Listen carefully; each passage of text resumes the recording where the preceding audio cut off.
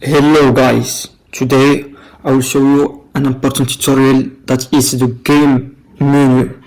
So every game has a first scene, the scene that the player connect to it when he enters the game. So when he press the play, he enters the game.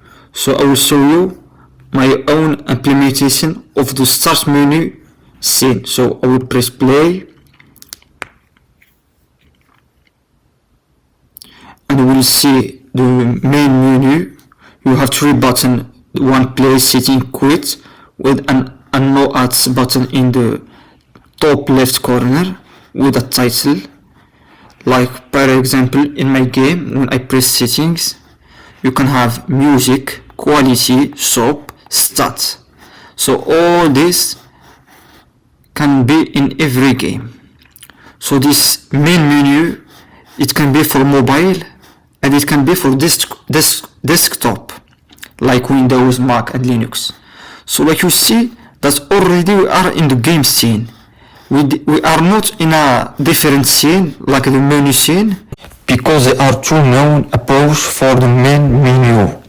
The first approach, you create two scenes. The first scene, it contains the main menu UI with all different panel UI. Then when you click play, you load the scene of the game. That is the second scene. And the second approach, it is in this video, and what I use in my game is in the same scene you have the main menu UI with different components and user interface with game. So you have the capability of taking care of the two approaches. When we press play, we load the game scene. Like you see already the play here, and I am already in the game scene. So if I press play, there is this, I can start playing. So will ask me why I did this approach and didn't make two scene. So this is a question of preference. I want all my levels and my game to be in one scene. Like you see, I want to be in one scene, and I don't want to be my script divided in different scene and using the singleton pattern. So there is my approach. So first of all, I will show you the setup. Like you see, there is the root canvas, the mother. There is the mini canvas. That this canvas, it will be the representation layer of the game. I made the sort order to 5 to be rendered atop. When we click, I delete this. The first one is the title. There is it. I will zoom in the scene window. There is the title, a sample image with a self-made art. Then a no ads button. There is it. And you will find this button a lot in the mobile app. Then you will see, I will press F. This, there is it. It contains the grid layout group with a canvas group for the animation purpose.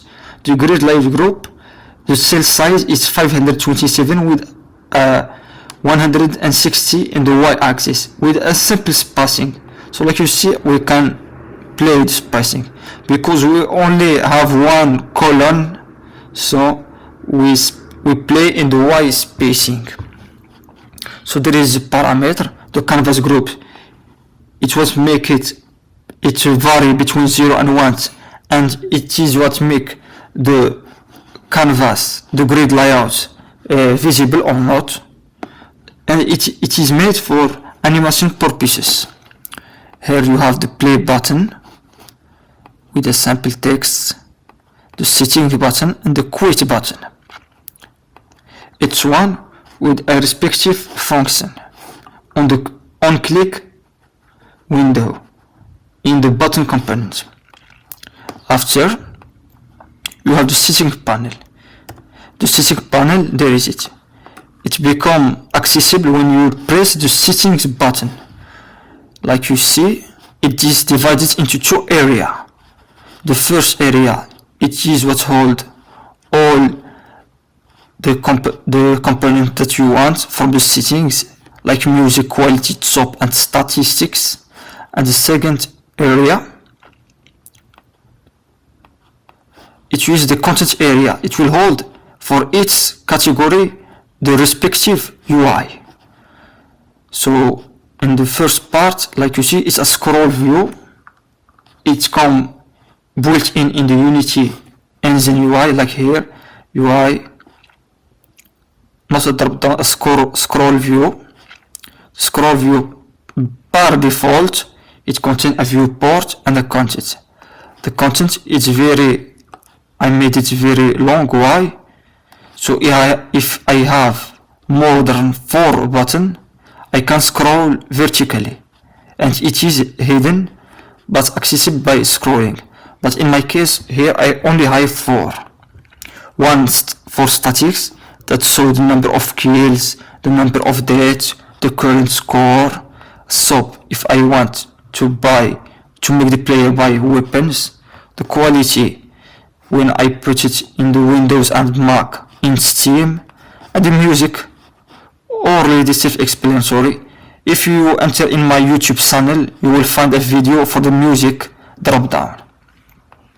The second, this for the scroll bar vertical. Then the content area, it contains 4 panels that hold the UI.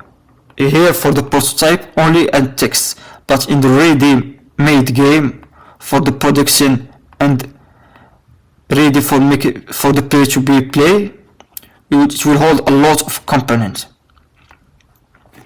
And like you see, for this button here, I forgot to mention, it has a method.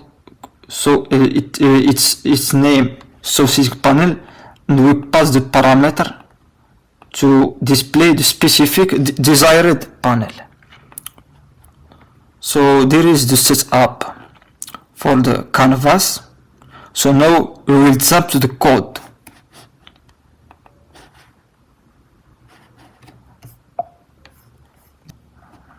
I don't know what this is here. We import DOTWeen for animation, DOTWeen Pro, and Unity UI engine, and this is automatically added because here there are a lot of new vectors here with the do and compose method. So there is a variable, one variable, a reference for the player script, 3 buttons for the main first button that are displayed. We access the rect transform component of the 3 button, then the canvas group component for the alpha value between 0 and 1 to make it disappear and appear, the title, a bool that will help me in the future when I want to disable object before the player click the button of play. Here a list of the 3 objects. I made it in a list so I can iterate like a loop for the animation I will show you later. Here the 4th panel in the settings. First, in awake, you set this bool to false. Start by showing the menu so the player can interact with the game, and we make the joystick off so the player cannot move the player before clicking any button. Here there is the menu sub UI. We start by the game title, do anchor pose. For everyone using this method, do anchor position. There is the value. There is in the inspector when you can check the value, like here game title. There is the pose X and position Y. Here when you check the value, you can make copy position, like here. You go to the script with a command V or control V, you can paste the value but no need for the case, and it's pasted in vector 3. You need to make it vector 2. There is a value when the manager we start a coroutine. This coroutine is the animation of the 3 button. So like I said, the first for each loop, it will verify that every object scale is 0. Then we'll make an animation of scaling to 1 with a duration of 1, which it's between each button a 0.35 second. We return. Then the no ads button show up in the left corner of the main menu. Here the menu off is when the player click the play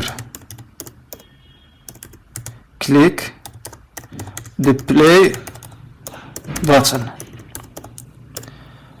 So like you see the play button here, this is the method. We make the ball to true and we fire this function, this one. So we make the title go out, the button group to fade, the joystick it will be on so we can interact with it and visible, and the no ads we make it fly. Here there is the play button, is self-explanatory. Here we make the setting panel so we can move it to the view, so we can press the 4 button, and here the setting button out so we can make the player take out the settings panel. And here there is a method for the 4 button in the settings. Always we start by making the set active to false, so are invisible, and we use a switch operator. The panel name for each case we make the panel to true. So there is the function. It's a very basic code. We can consider it between the intermediate and beginner tutorial. So like here we repeat a last, we maximize. There is the joysticks I talked it before. So right now it go out. Like here you can make the drop down or the slider of music, haptics and sound effect. Here you can choose between 3 qualities. Here a sub panel like stats, a sample text that display data that are stored locally or from a server. There is a button that will make it disappear, and there is play. So there is a main menu that are in one scene with the game. In the next video I will make a video about levels, and I will take very deeply about this subject of choosing between each level in each scene, or we store every level and the main menu in one scene. So stay tuned for the next video about the levels. Subscribe, like, comment, and thank you, and let's meet in the next video.